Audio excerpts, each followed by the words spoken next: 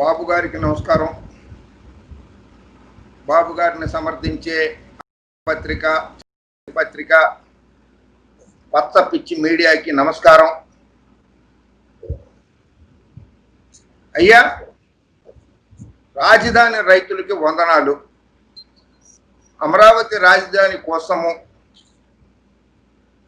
నిరాహార దీక్షలు చేస్తున్న వారికి కూడా సంఘీభావమే. అమరావతి కోసం మరణించిన వారు ఎవరైనా ఉంటే వారికి శ్రద్ధాంజలి ఘటిస్తున్నాను. అమరావతి రైతులకు నాదొక చిన్న విన్నపం. అమరావతి రాజధానిగా చేయడం కోసమే మేము భూములు ఇచ్చామని మీరు అంటున్నారు. అమరావతి రాజధానిగా చేయడం కోసమే రైతుల దగ్గర నుంచి భూములు తీసుకున్నామని బాబు గారు అండ్ కంపెనీ అంటోంది. పచ్చ పిచ్చి మీడియా కూడా అంటోంది. అటువంటి అప్పుడు మొత్తం మీ దగ్గర నుంచి, రైతుల దగ్గర నుంచి సేకరించిన భూమినంతా రాజధాని నిర్మాణం కోసమే ఉపయోగించాలి కదా. అలా కాకుండా రాజధాని నిర్మాణం 5 సంవత్సరాల్లో పూర్తి చేయలేదు. అంతేకాకుండా రైతుల దగ్గర నుంచి సేకరించిన దాదాపు 5,000 ఎకరాలని తన బంధువర్గానికి, బేనామీలకి, రియల్ ఎస్టేట్ బ్రోకర్లకి, కొత్త పార్టీ నాయకులకి, కొత్త పార్టీల్లో ఉన్న మీడియా సంస్థల్లో పనిచేస్తున్నట్టు కొంతమంది పాత్రికేయులకి, పత్రికాధిపతులకి ఇచ్చేశారు కదా. బాబు గారు మీరు అలా ఎందుకు ఇచ్చారని ఒక్కసారి అడగండి. మీడియా మిత్రులారా మీరు అడగండి. రాజధాని రైతులారా మీరు కూడా నిలదీయండి బాబు గారిని. రాజధాని కోసం అని చెప్పి బీనామీలకి, బంధువర్గాలకి, బోగస్ కంపెనీలకి ఎందుకు ఇచ్చారు అని ఒక్కసారి బాబు గారిని కూడా నిలదీయండి. జగన్మోహన్ రెడ్డి గారిని నిలదీయడమే కాదు, ప్రభుత్వాన్ని నిలదీయడమే కాదు, వారిని కూడా నిలదీయండి. ఇన్సైడ్ ట్రేడింగ్ ఎందుకు చేశారు మీరు అని అడగండి. దాని మీద సిట్టు విచారణ జరుగుతోంది. కొంతమంది అధికారులను, తహసీల్దార్ ర్యాంక్ అధికారులను కూడా అరెస్టులు చేయడం కూడా జరిగింది. దాని మీద విచారణ పూర్తయ్యాక నిజాలు నిగ్గు తేలుతాయి. శివరామకృష్ణన్ కమిటీ అనేది ఒక రిపోర్ట్ ఇచ్చింది. ఆ రిపోర్ట్ని అస్సలు అమలే చేయలేదు. ఆయనే, శివరామకృష్ణన్ గారే ఒక స్టేట్మెంట్ ఇచ్చారు. ఇది ఆ statement. ION capital loss in vision. The Andhra Pradesh Reorganization Act 2014 gives ample time for N. Chandrababu Naidu to concentrate on the larger issues that confront Andhra Pradesh rather than the bogged down by the issue of land for the capital, which seems to be the case now. Hyderabad రాజధానిగా 10 సంవత్సరాలు ఉంటే అక్కడ భూములు సేకరించి బీనామీలకి అమ్ముకోవడానికి, బీనామీలకి, బంధుమిత్రులకి కేటాయించుకోవడానికే దృష్టి సారించారు కానీ రాజధాని నిర్మాణానికి సమయాన్ని కేటాయించలేదు, రాజధానిని అభివృద్ధి చేయడానికి చర్యలు తీసుకోలేదు అని చెప్పి శివరామకృష్ణన్ గారి. అసలు రాజధాని ఎక్కడ ఉండాలి, అది ఎవరి పరిధిలోనిది? గమ్మత్ ఏంటంటే 1949లో నుంచి భారత రాజ్యాంగం, అంబేద్కర్ గారు రచించినటువంటి రాజ్యాంగంలో భారతదేశ రాజధాని ఏది అన్నదే లేదు. అసలు క్యాపిటల్ అన్న పదమే లేదు. న్యూఢిల్లీ క్యాపిటల్ అన్న పదం లేదు అక్కడ రాజ్యాంగంలో. ఆయన రాసిన రాజ్యాంగంలో న్యూఢిల్లీ క్యాపిటల్ అని లేదు. దాని మీద ఢిల్లీ హైకోర్టులో, తర్వాత సుప్రీంకోర్టులో కూడా విచారణ జరిగింది. Territorial nexus is a concept described in Article 245 of the Constitution of India that determines how legislative powers are divided. Article 245 provides inter alia that subject to the provisions of the Constitution, Parliament may make laws for the whole or any part of the territory of India, and the legislature of a state may make laws for the whole or any part of the state. రాజ్యాంగంలోని 245వ అధికరణం ప్రకారంగా రాష్ట్రానికి తన సరిహద్దుల్ని నిర్ణయించుకోవటానికి అవకాశం ఉన్నది. the Article 245 sets out of the limits of the legislative powers of the Union and state from geographical angle. From the point of view of the subject matter of legislation, it is Article 246 which is important. 246.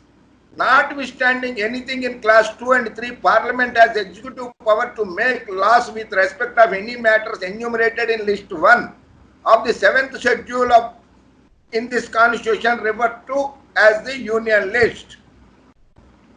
Anuna. So, దీని ప్రకారంగా Delhi government Arvind Kejriwal government supreme కోర్టులో writ petition వేసింది. Writ petition number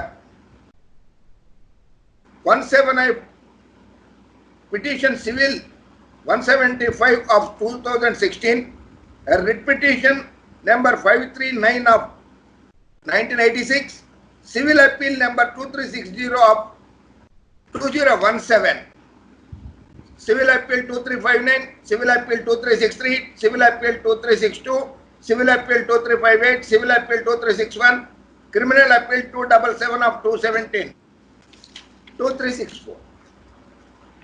Delhi Rajdhani kaadu. Capital is not defined by any law in Constitution of India. Capital is not defined by any law. Tomorrow the center can decide to move the capital to somewhere else. The constitution also does not say the capital is to be the Delhi only. And 5 judge bench Dharmasanam, Supreme Court Dharmasanam, Chief Justice Deepak Misra and Justices A.K. Sikri, Justice A.M. Kanvilkar, Justice Y.V. Chandrachud and Justice Ashok Bhushan గారి ముందు ఈ వాద ప్రతివాదనలు జరిగాయి.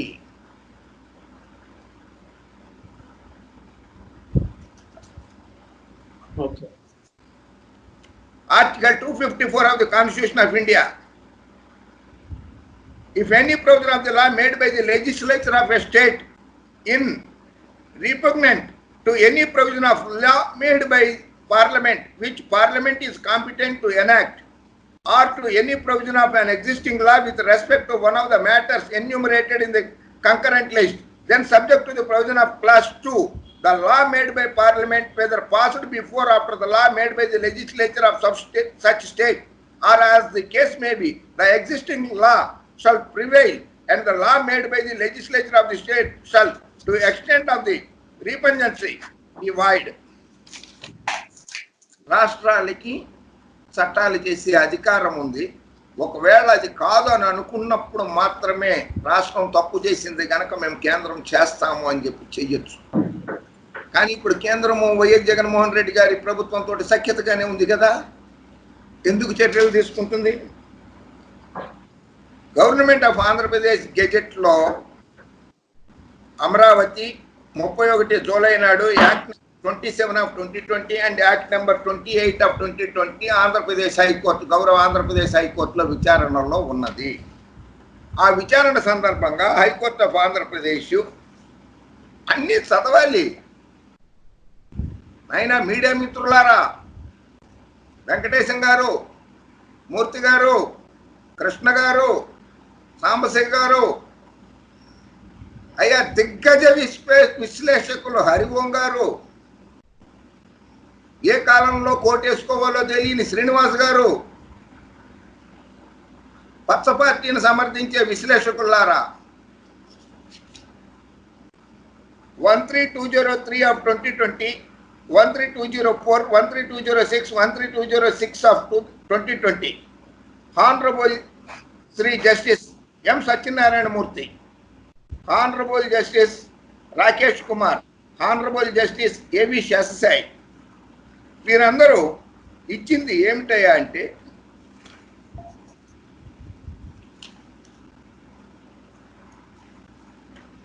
జడ్జిమెంట్లో accordingly, while directing to list the aforesaid writ petitions which are connected with the same issue on 14th of this month, the respondents are directed to maintain status quo as on today till then, put up on 14/8/2020. ఈ 4 లైన్లు చివరిలో ఉన్నాయి. ఆ 4 లైన్లు చదవరు వీళ్ళు. Stay ఇచ్చింది high court, stay ఇచ్చింది హైకోర్టు అంటారు. స్టేకి స్టేటస్ కోకి తేడా ఉన్నది. యథాతథ స్థితిని కొనసాగించండి అనడాన్ని స్టేటస్ కో అంటారు. స్టే అంటే నిలిపివేయడం అన్నమాట. ప్రస్తుత పరిస్థితి నిలిపివేయడం జరిగింది అని. స్టేకి స్టేటస్ కోకి తేడా ఇది. మిస్టర్ మూర్తి గారు, వెంకటకృష్ణ గారు, సాంబశివ గారు, శ్రీనివాస్ గారు, కాంత్ గారు అని ఉంటారు. ఆయన 9వ నెంబర్లో ఉంటారు ఆయన. ఇది స్టేటస్ కో అంటారు. Government of India, Ministry of Home Affairs, in the High Court Judicature of Andhra Pradesh at Amravati, writ petition number 206/22 of 2018. Government of India, Andhra Pradesh High Court లో ఒక అఫిడవిట్ దాఖలు చేసి, ఆ affidavit దాఖలు చేసినప్పుడు section 92 of the Andhra Pradesh reorganisation act 2014 12th schedule, it is submitted that almost all the provisions under section 92 12th schedule of the Andhra Pradesh Reorganization Act 2014 have been implemented.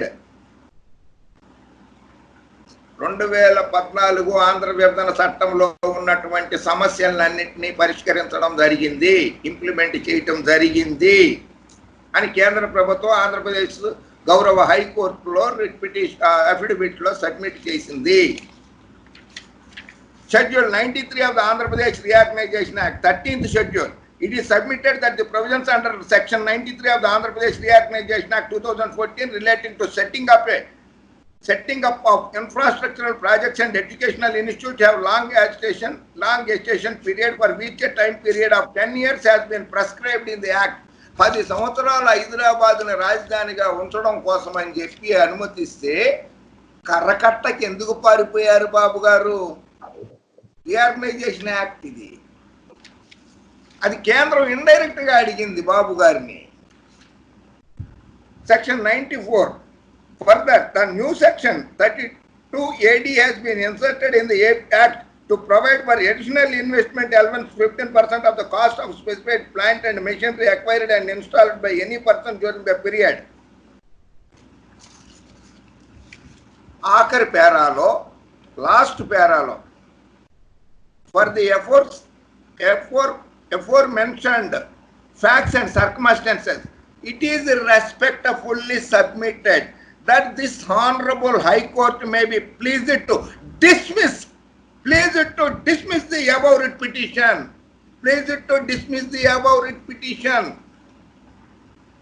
ఇది ఈ పేర ఎందుకు చదవట్లేదు మూర్తి గారు, సాంబ గారు, వెంకటకృష్ణ గారు, విశ్లేషకులు హరి గారు, రాజు గారు? ఈ పేర మోస్ట్ ఇంపార్టెంట్. ఇది 17వ పేర. అది హైకోర్టుకు సబ్మిట్ చేసినటువంటి అఫిడవిట్ లో 17వ పేరా. For the aforementioned facts and circumstances, it is respectfully submitted that this honorable court may be pleased to dismiss the above writ petition with cause and pass such other orders as deemed fit and proper in the interest of justice before signed 5th August 2020 నాడు ఆంధ్రప్రదేశ్ హైకోర్టులో submit చేసింది. అంటే ఆ writ petition కొట్టేసేయండి. రాజధాని ఏర్పాటు రాష్ట్ర ప్రభుత్వానిదే, మాకు సంబంధం లేదు, కేంద్రానికి సంబంధం లేదు అని చెప్పించింది కదా. సరే, చాలా అద్భుతమైనటువంటి జడ్జిమెంట్ ఇది. చాలా అద్భుతమైన జడ్జిమెంట్ ఇది నేను చెప్పేది. ఓకే. సుప్రీంకోర్టులో 2/6/2020 నాడే, ఇది 2 నెలల క్రితమే, ఈ సంవత్సరంలోనే 2/6/2020 నాడు supreme court of India virtual court number 5లో supreme court of India coram, bench coram, honourable Mrs justice R Bhanumati, honourable Mrs justice Indu Malhotra, honourable Mr justice Aniruddha Bose, ముగ్గురు. Honourable Mrs justice R Bhanumati, honourable justice Indu Malhotra, honourable Mr justice Aniruddh Bose. Petitioner Dikshit Singhal, PS Tripathi, AA Kalebudde, Mukesh Kumar Singh petitioners. Surendra Singh Rana versus union of India. Surendra Singh Rana versus union of India. Writ petition civil number 426 of 2020. 426 of 2020. Writ petition number. అందులో రాజధాని గురించే ఉన్నది. ఉత్తరాఖండ్ ఒక రాజధానిని గైర్ సైనా అనే ప్రాంతాన్ని రాజధానిగా డిక్లేర్ చెయ్యండి అని సురేందర్ సింగ్ రాణా అయిన సుప్రీంకోర్టు ఆఫ్ ఇండియాలో పిటిషన్ వేశారు. గైర్ సేనా అనే ప్రాంతాన్ని రాజధానిగా డిక్లేర్ చెయ్యండి అని.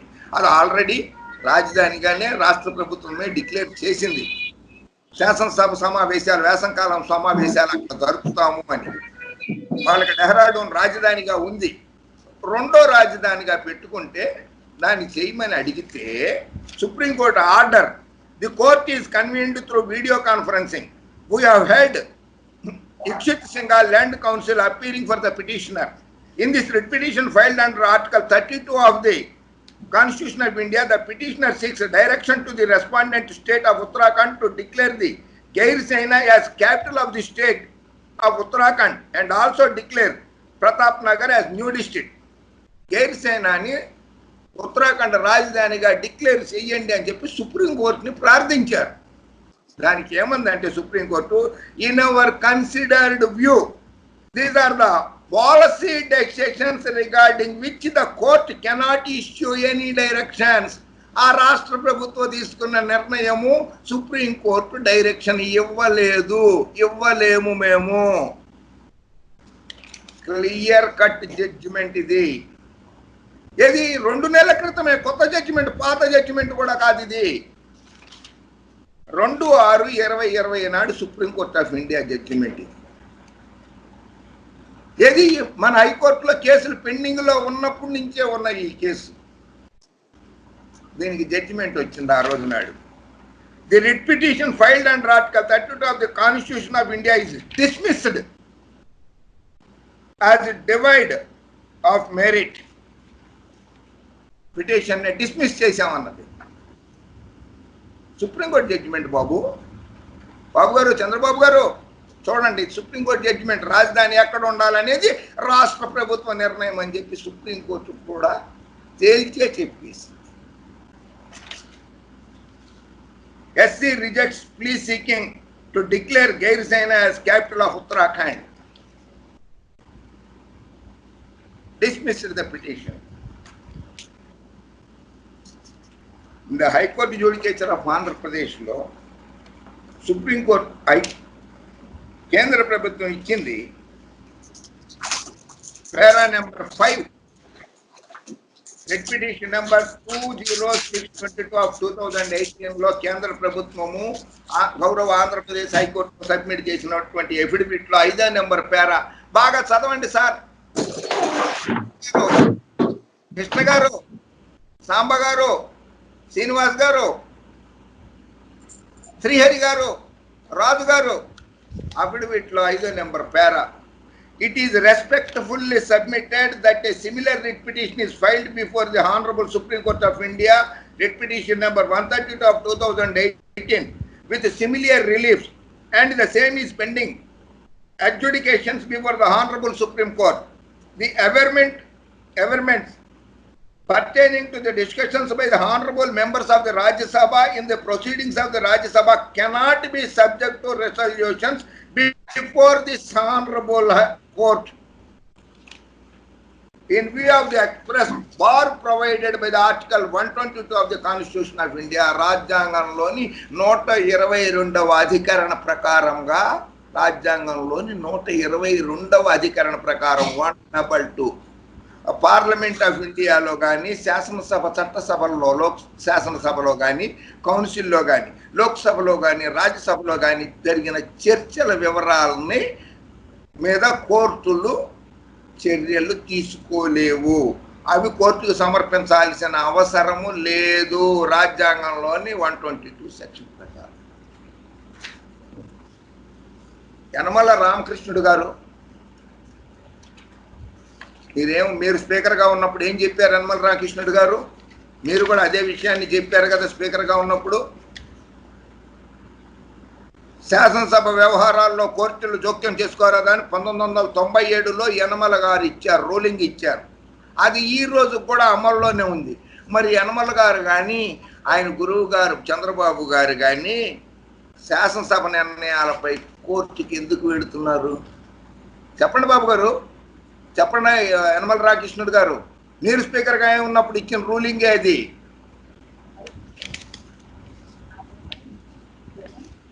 శాసనసభ వ్యవహారాలపై కోర్టు జోక్యం చేసుకోరాదని చెప్పి స్పష్టంగా చెప్పింది. జగన్మోహన్ రెడ్డి గారు మేనిఫెస్టోలో చాలా వివరంగానే చెప్పారు. రాజధానిని ఫ్రీ జోన్గా చేస్తానని, వికేంద్రీకరణ లక్ష్యంగా 3 ప్రాంతాలని సమగ్రంగా అభివృద్ధి చేస్తామని జగన్మోహన్ రెడ్డి గారు చెప్పారు. వికేంద్రీకరణ బిల్లును చంద్రబాబు అసెంబ్లీలో సెలక్షన్ కమిటీకి పంపమని అసలు ఎందుకు అడగలేదు? 3 రాజధానుల బిల్లుని సెలెక్ట్ కమిటీకి పంపమని ప్రతిపక్ష నాయకుడిగా శాసనసభలో అడగాలి కదా చంద్రబాబు నాయుడు గారు. ఎందుకు అడగలేదు? శాసనసభలో శాసన మండలిలోనే ఎందుకు అడిగారు? సెలెక్ట్ కమిటీకి పంపాలి అని అన్నప్పుడు శాసనసభలో అయితే శాసనసభలో, శాసన మండలిలో అయితే శాసన మండలిలో ఓటింగ్ జరుగుతుంది. అప్పుడు శాసనసభలో అయితే స్పీకర్ గారు, శాసన మండలిలో అయితే చైర్మన్ గారు సెలెక్ట్ కమిటీకి పంపుతారు. శాసనసభలో చంద్రబాబు నాయుడు గారు కానీ తెలుగుదేశం పార్టీ కానీ సెలెక్ట్ కమిటీకి పంపమని అడగలేదు 3 రాజధానుల బిల్లు మీద. శాసన మండలిలో సెలెక్ట్ కమిటీకి పంపమని అడగడం జరిగింది. ఓటింగ్ జరగలేదు, నిరవధికంగా వాయిదా పడింది శాసన మండలి.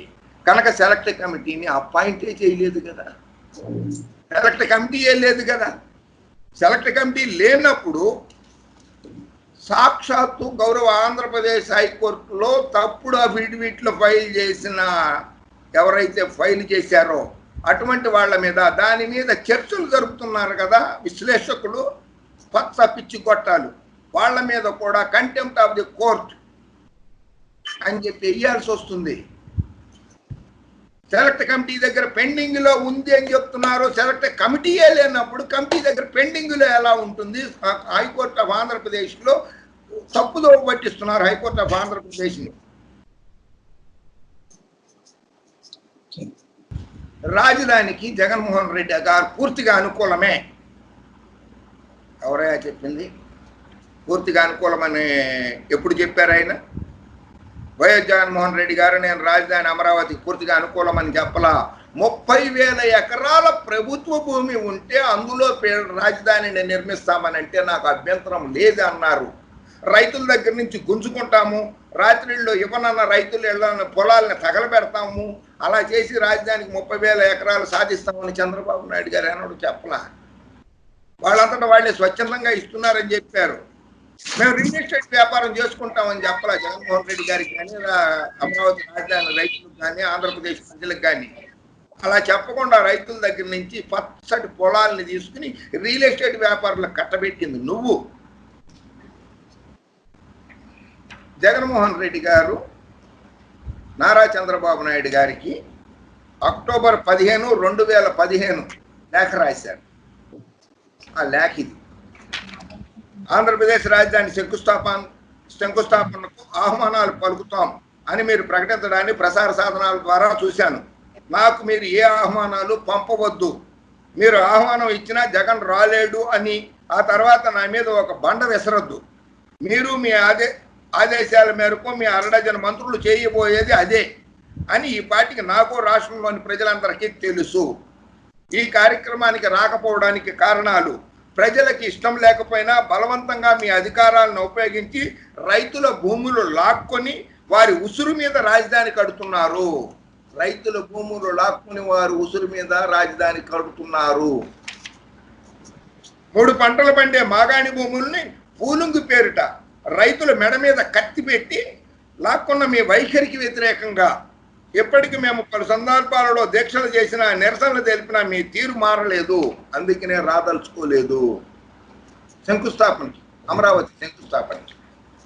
రాజధాని ప్రాంతంలో సెక్షన్ 30, సెక్షన్ 144 ఎందుకు అమలు చేశారు సార్? బాబు గారు మీరు ముఖ్యమంత్రిగా ఉన్నప్పుడు స్వచ్ఛందంగా రైతులు ఇస్తే 144 సెక్షన్ 30 ఎందుకు అమలు చేయాల్సి వచ్చింది? ప్రజలు ఆనందంతో ఉంటే ఈ సెక్షన్లు ఎందుకు పెట్టాల్సి వచ్చింది? అక్కడ నిషేధిత సెక్షన్లు గత సంవత్సర కాలంగా 1 సంవత్సరం పాటు 144 సెక్షన్ అమలు చేశారు. ఎంత దారుణం ఇది! ప్రజల డబ్బును దుబారా చేస్తూ మీరు ఒక్కరోజు తతంగాన్ని జరిపేందుకు ప్రజల డబ్బు దాదాపు 400 కోట్ల రూపాయలు బూడిదపాలు చేస్తున్న మీ తీరుకి నిరసనగా నేను అమరావతి శంకుస్థాపనకు రాదలుచుకోలేదు. చివరగా మాట, రాజధాని నిర్మాణానికి మేము వ్యతిరేకం కాదు. మీరు శంకుస్థాపన చేస్తున్నది ప్రజల రాజధాని కాదు, పేద ప్రజల రాజధాని అసలే కాదు. అది మీ రియల్ ఎస్టేట్ వ్యాపారానికి, లక్షల కోట్ల అక్రమ సంపాదనకి, విదేశాలకు, విదేశీ కంపెనీల ద్వారా లక్షల కోట్లు తరలించడానికి, రైతుల కడుపు కొట్టడానికి మీరు చేస్తున్న శంకుస్థాపన. కాబట్టే ప్రజలందరి తరఫున ఈ దుర్మార్గాన్ని వ్యతిరేకిస్తున్నా. ఇట్లు వైఎస్ జగన్మోహన్ రెడ్డి, ప్రతిపక్ష నాయకుడు. ఇదే ఆయన రాసిన లేఖ. జగన్మోహన్ రెడ్డి గారు సమర్థించేశారని ఎలా చెప్తారు సార్? బాబు గారు మరొకటి,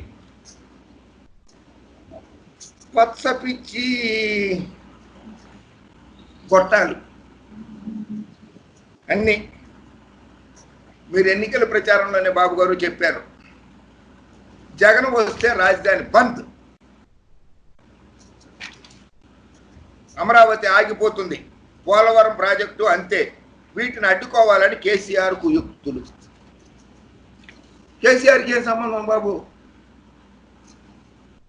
పోలవరం ప్రాజెక్టు కేసీఆర్ అడ్డుకుంటాడా?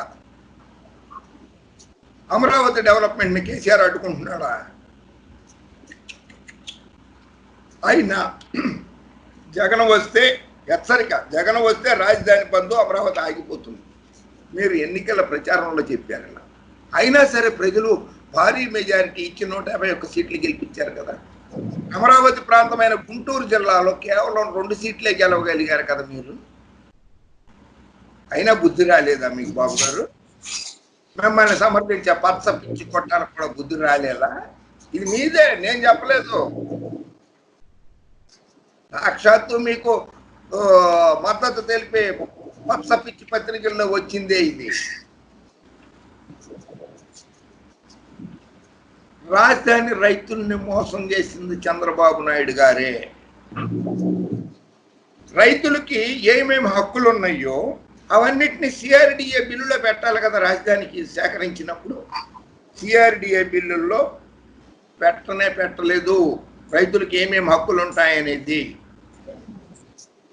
చంద్రబాబు నాయుడు గారు ప్రవేశపెట్టిన సిఆర్డిఏ బిల్లును ఒకసారి చూస్తే ఆ బిల్లులో రైతులకు, రైతు కూలీలకు, అదేవిధంగా కౌలు రైతులకు సంబంధించిన హక్కుల గురించి ఎక్కడా లేనే లేదు. ప్రభుత్వానికి ఉన్న అధికారాల గురించి మాత్రమే సిఆర్డిఏ బిల్లులో పెట్టడం జరిగింది.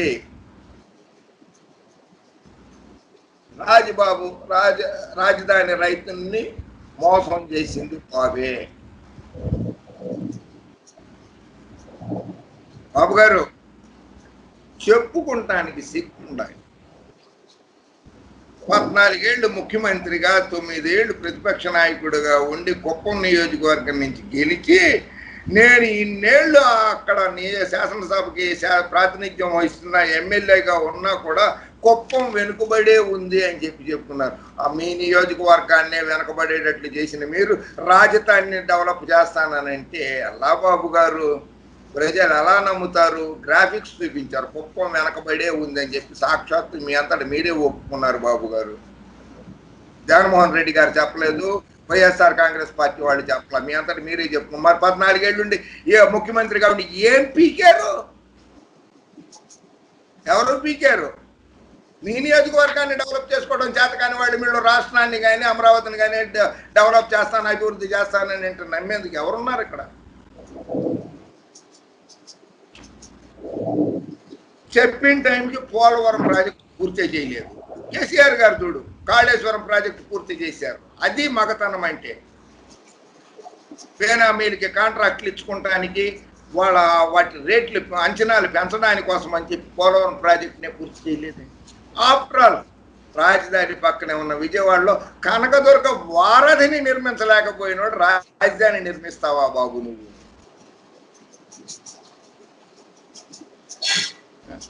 48 గంటలు టైం ఇస్తానంటావా? 5 ఏళ్ళు రాష్ట్ర ప్రజలు టైం ఇస్తే బీనామీల పేరు మీద రియల్ ఎస్టేట్ వ్యాపారాలు చేసుకోవటానికి, సొమ్ములు సంపాదించుకోవటానికి సరిపెట్టేసి నువ్వు జగన్మోహన్ రెడ్డి గారి ప్రభుత్వానికి, శాసనసభ్యులకి 48 గంటలు టైం ఇస్తున్నా రాజీనామా చెయ్యండి. ఏంది నువ్వు ఇచ్చేది టైం? 48 గంటలు ప్రజలు ఇచ్చారు 5 ఏళ్ళు పరిపాలించడానికి. నువ్వెవడో రాజీనామా చేయమంటానికి? 48 గంటల్లో రాజీనామా చేసింది. దమ్ము ధైర్యము ఉంటే కుప్పానికి నేను ఏం చేయలేకపోయాను, సిగ్గుతో తలదించుకుంటున్నాను, కుప్పం ప్రజలకి క్షమాపణలు వేడుకుంటున్నాను అని చెప్పి నీ నియోజకవర్గానికి నువ్వు రాజీనామా చేసి మరొకసారి ఎమ్మెల్యేగా పోటీ చేయని నా తప్పులను మన్నించండి, ప్రతిపక్ష నాయకుడిగా అయినా సరే మీ నియోజకవర్గాన్ని అభివృద్ధి చేస్తానని చెప్పి చెయ్యి. రాజధాని నీకు కళ, నిన్ను నమ్ముకున్న బీనామీలకి కళ. అందుకనే మీ పార్టీ విజయవాడ పార్లమెంటు సభ్యులు గారు మనం కలలేవన్నా కంటే మనమే సాకారం చేసుకోవాలి, కానీ వేరే వాళ్ళు సాకారం చేయాలి. నువ్వు చంద్రబాబు నాయుడు గారు కళల కంటే జగన్మోహన్ రెడ్డి గారు సాకారం చేయాలంటే ఎలా కుదురుతుంది? మనం కన్న కళలు మనమే సాకారం చేసుకోవాలి. జగన్మోహన్ రెడ్డి గారు ఎలా చేయగలుగుతాడు? మనం ఏ కళ కన్నామో ఆయనకి ఎలా తెలుస్తుంది? కేసినేని నాని గారి ట్వీట్ ఎంత చక్కగా చెప్పాడండి పాపం. మన కళలను మనమే సాకారం చేసుకోవాలి, మన కళలు ఎదుటివారు సాకారం చేయాలని కోరడం అవివేకం. అమరావతి ఈ రాష్ట్ర భవిష్యత్తు కోసం కన్న కళ, చంద్రబాబు నాయుడు గారి కళ. అది సాకారం అవ్వాలంటే 2024లో టీడీపీ అధికారంలోకి రావాలి. ఆ దిశగా పార్టీలు అందరూ పాటుపడాలి. మీడియా సమావేశాల వల్ల, జూమ్ సమావేశాల వల్ల, ప్రెస్ స్టేట్మెంట్ల వల్ల ప్రయోజనమే లేదు. ఇది కేసినేని నాని గారు మీ పార్లమెంటు సభ్యుడే చెప్పారు.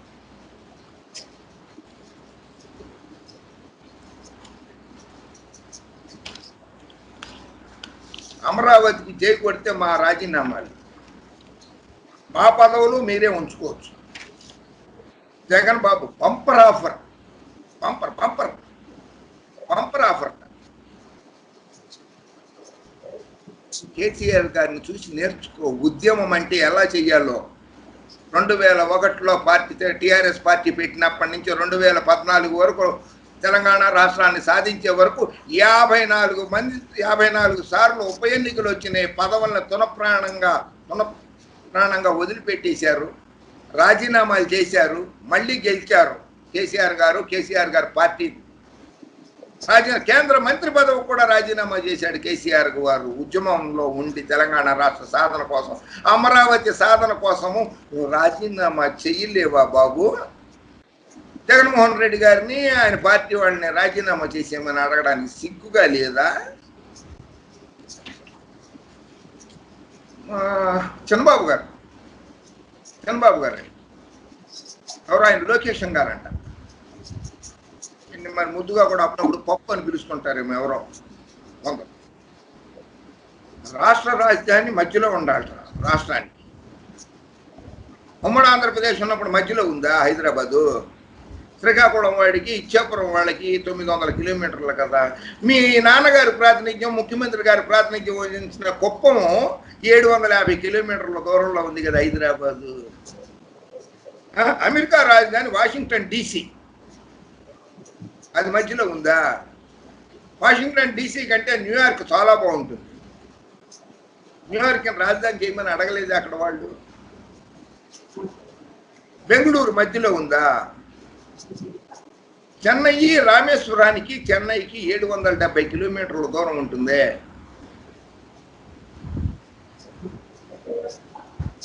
2019 ఎన్నికల్లో ఏప్రిల్ 11 అయితే, ఏప్రిల్ 11 నాడు ఎలక్షన్లు జరిగితే, ఏప్రిల్ 9 జరిగే అసెంబ్లీ ఎన్నికల్లో 5 లక్షల మెజారిటీతో నన్ను గెలిపించండి. అసలు ఓటర్ల మొత్తమే, జనాభా మొత్తమే 3 లక్షలు.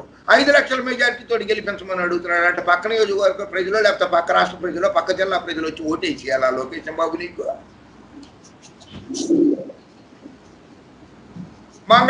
మంగళగిరి అంటమే రాదు.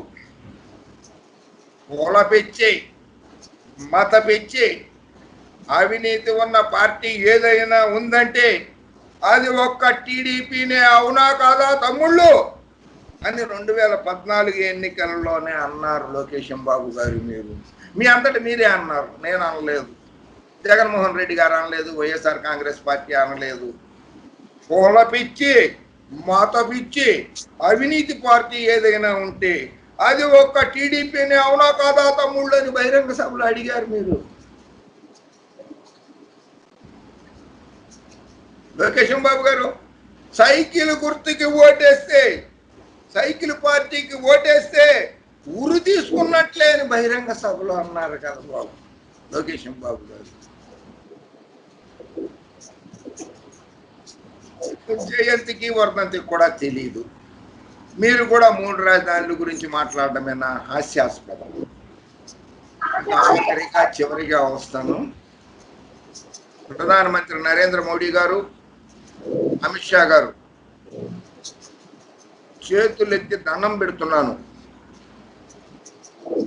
ఆంధ్రప్రదేశ్ రాష్ట్ర ప్రజల్ని అయోమయానికి గురి చేస్తూ ఆంధ్రప్రదేశ్ రాష్ట్ర ప్రజల మధ్య మతాల, కులాల మనోభావాలపై చిచ్చు పెడుతూ ఒక అశాంతి వాతావరణాన్ని కల్పించడానికి కృషి చేస్తున్నటువంటి తెలుగు దొంగల పార్టీ నాయకుల్ని, ఆ పార్టీకి సమర్థించేటువంటి పార్టీల నాయకుల మీద, అలాగే ఆ పార్టీకి పూర్తి సంపూర్ణ సహకార మద్దతునిస్తున్నటువంటి ఆనాడు, చంద్రజ్యోతి, పచ్చ పిచ్చి గొట్టాలు, ఆ గొట్టాలలో పనిచేసే పాత్రికేయులు అని చెప్పుకుంటూ పార్టీకి బాజా బజాయిస్తున్నటువంటి వాళ్ళ మీద, వారి ఆస్తుల మీద బాబు గారితో సహా అందరి ఆస్తుల మీద కూడా సిబిఐ, ఈడీ విచారణ జరిపించాల్సిందిగా కోరుతున్నారు. ఆంధ్రప్రదేశ్ రాష్ట్రానికి, ఆంధ్రప్రదేశ్ ప్రజలకి, తెలుగు ప్రజలకి బాబు గారు అండ్ కో చేసిన అవినీతిని బయట పెట్టాల్సిందిగా విజ్ఞప్తి చేస్తున్నాను. అమరావతి రైతులారా, ఆత్మహత్యలు చేసుకోవద్దు. జగన్మోహన్ రెడ్డి గారు సహృదయులే. మీ సమస్యలకి సరైన పరిష్కారము, చక్కటి పరిష్కారం జరుగుతుంది. మీ భూముల విలువ ఎక్కడ తగ్గదు. అది శాసన రాజధానిగానే ఉంటుంది, అసెంబ్లీ అక్కడే ఉంటుంది. ఒక హైకోర్టు తరలింపుకే కొంచెం బ్రేక్ పడి ఆలస్యం అవ్వచ్చేమో కానీ 3 రాజధానులు కూడా ఏర్పాటు జరగడం ఖాయం, ఖాయం, ఖాయం, ముమ్మాటికి ఖాయమే. జై హింద్.